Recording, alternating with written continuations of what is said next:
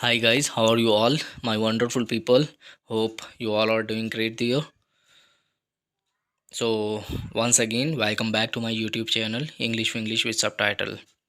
So, my friend, as you know that I could not upload a video since last 2 3 weeks due to some reason, but my beautiful friends, today again, as usual, I have brought you all the very important and of course the handpicked sentences of the movie name Wonder Woman. It was released in 1984, and I think, my friends, this is indeed a very good movie to learn English. So, guys, if you are one who want to improve your English and want to take it to some height, please stay connect with me till the end because the sentences that I have brought you all are very important in order to improve your English. They can easily enhance your vocabulary and all kind of stuff related to English language. So please stay connect with me if you really want to improve the language. So without any further delay, let us jump into today's lesson from Wonder Woman. So our first and foremost sentence of today's class is you are so personable. You are so personable. Personable का meaning होता है my friends charming behaviour वाले जो लोग होते हैं वो personable कहलाते हैं. चार्मिंग बिहेवियर या वो दिखने में जब प्लेजेंट होते हैं, प्लेजेंट बिहेवियर, प्लेजेंट जिनका बिहेवियर होता है, ठीक है, दिखने में अच्छे होते हैं और वेल मैनर्ड होते हैं, तो उनको हम क्या बोलते हैं? पर्सनेबल. तो ये डायना बारबरा से बोल रही है यू आर सो पर्सनेबल. ठीक है, आप दूसरे सेंटेंस में भी पर्सनेबल का यूज़ कर सकते हो, जैसे for example he was so personable and well spoken. He was so personable and well spoken. So ये डायना इससे बोल रही है यहाँ पर यू आर सो पर्सनेबल. आप बहुत ज़्यादा पर्सनेबल हैं, चार्मिंग है, प्लीजेंट है आपका बिहेवियर. अब ये डायना आगे बोल रही है. डायना ये ब्लैक सूट में जो है ये डायना है. तो डायना बारबरा से बोल रही है I mean honestly. I mean का मीनिंग क्या होता है? मेरा मतलब. Honestly, I mean honestly. I gotta say that I envy that. I gotta say that I envy that. Gotta is a short form of have to. जैसे आप बोलते हैं ना कि I have to say that, मुझे ये कहना है, तो यहाँ पर हैव टू की जगह यहाँ पर इन्होंने क्या यूज़ किया है? गॉटा यूज़ किया है, because gotta is a short form of have to. तो ये यहाँ पर बोल रही है I gotta say that I envy that.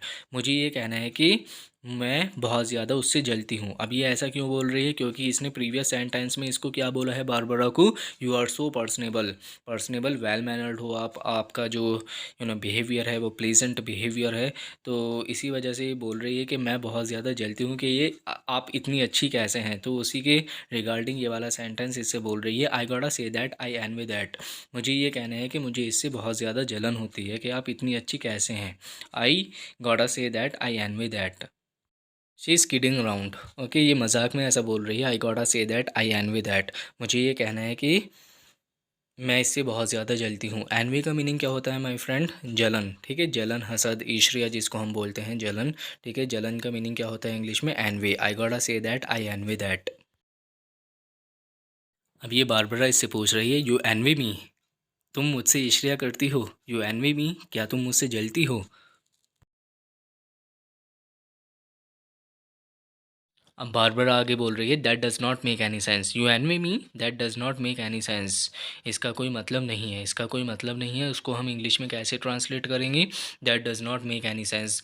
That does not make any sense, इसका कोई मतलब नहीं है. बारबरा आगे इससे बोल रही है डायना से people think I am weird. People think I am weird. लोग सोचते हैं कि मैं अजीब हूँ. लोग सोचते हैं कि मैं अजीब हूँ. People think I am weird. अब ये ऐसा क्यों बोल रही है? क्योंकि मूवी के स्टार्टिंग में ये है ना, बारबरा बहुत ज़्यादा इंट्रोवर्ट टाइप की दिखाई गई है.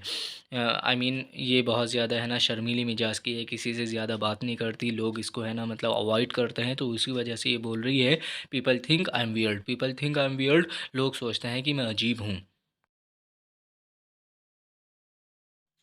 दे अवॉइड मी. वो मुझसे बचते हैं, वो मुझसे बचते हैं या वो मुझे अवॉइड करते हैं. दे अवॉइड मी, उसको हम इंग्लिश में कैसे बोलेंगे? They avoid me. People think that I am weird. They avoid me. आगे ये बोल रही है and talk behind my back. पूरा सेंटेंस में एक बार रिपीट कर देता हूँ। इसने स्टार्टिंग में क्या कहा था, इसने ये बोला था कि people think that I am weird, they avoid me and talk behind my back. Talk behind someone back का मीनिंग क्या होता है माय फ्रेंड? जब आप किसी की पीठ पीछे उसकी बुराई करते हो तो हम उसको इंग्लिश में कैसे ट्रांसलेट करते हैं? Talk behind someone back. तो ये डायनेसी यही बोल रही है, people think I am weird, they avoid me and they talk behind my back, और वो मेरे पीठ पीछे मेरी बुराइयां करते हैं, and talk behind my back. Diana Barbara से इस वाले सीन में बोल रही है, Barbara my life has not been, Barbara, my life has not been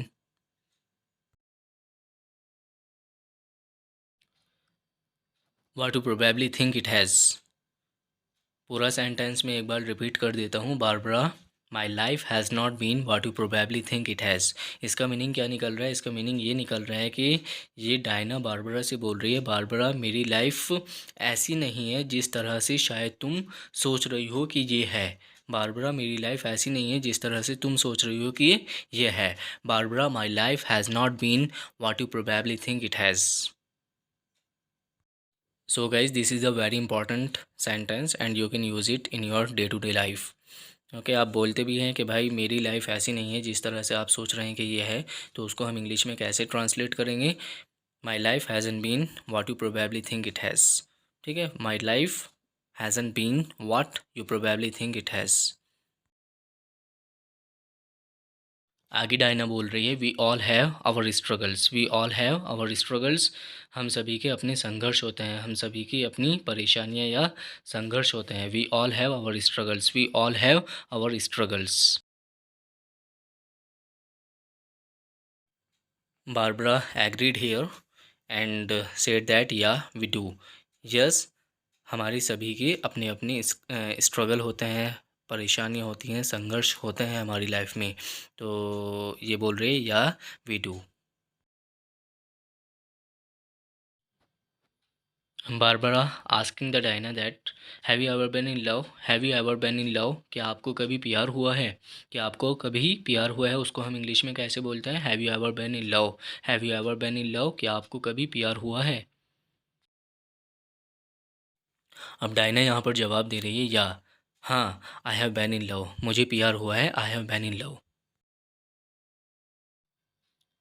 बोल रही है अ लॉन्ग लॉन्ग टाइम एगो, बहुत लंबे समय पहले, I have been in love a long long time ago. Diana Barbara से पूछ रही है एंड यू, और तुम्हें? सो मैनी टाइम्स, या कई बार।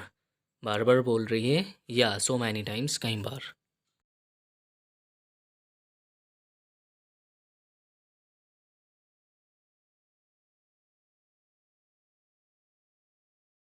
Actually guys, the man on the screen is a beggar, and Barbara always gives him some food to eat. That's why after taking the food from her, he is saying her that you are too good to me, तुम मेरे लिए बहुत अच्छी हो, तुम मेरे लिए बहुत अच्छी हो, you are too good to me।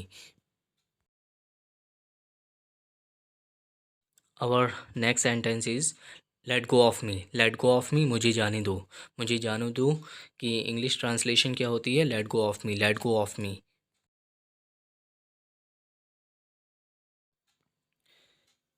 ये मैन यहाँ पर बोल रहे हैं, I am just trying to help you, I am just trying to help you, मैं सिर्फ तुम्हारी मदद की कोशिश कर रहा हूँ, मैं सिर्फ तुम्हारी मदद करने की कोशिश कर रहा हूँ। उसको हम इंग्लिश में कैसे बोलते हैं? I am just trying to help you, I am just trying to help you, मैं सिर्फ तुम्हारी मदद करने की कोशिश कर रहा हूँ, I am just trying to help you. So guys, I request you all, please comment down below in comment section and let me know how did you find it, how did you find my videos, I mean आपको मेरी video कैसी लग रही है? Please comment में जाइए, comment में बताइएगा कि आपको वीडियो कैसी लग रही है। Please do it for me in comment section. So my lovely friends, इस वाले सेंटेंस में ये लड़की यहाँ पर बोल रही है, आई हैव समवन, मेरे पास कोई है, आई हैव समवन, मेरे पास कोई है। I would like you to meet, I have someone I would like you to meet, मेरे पास कोई है, मैं चाहती हूँ कि तुम उससे मिलो। तो अगर माय फ्रेंड्स तुम किसी बंदे को किसी दूसरे से इंट्रोड्यूस करवाना चाहते हो तो उस वाले केस में आप ये वाला सेंटेंस यूज़ कर सकते हैं। I have someone I would like you to meet. I have someone I would like you to meet.